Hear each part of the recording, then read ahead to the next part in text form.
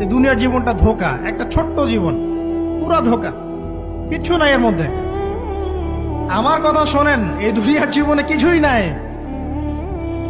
চারপাশে অনেক কিছু মনে হবে, আপনার বাড়ি আছে, গাড়ি আছে, স্ট্যাটাস আছে, টাকা পয়সা, প্রতিপত্তি সব আছে।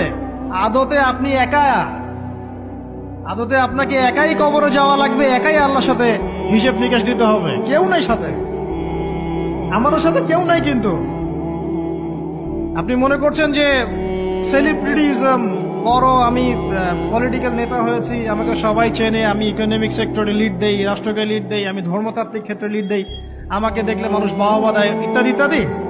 দিন শেষে আমি একা, আপনিও একাই। আমাকেও একাই যেতে হবে, আপনাকেও একাই যেতে হবে। এগুলো সব চারপাশের খালি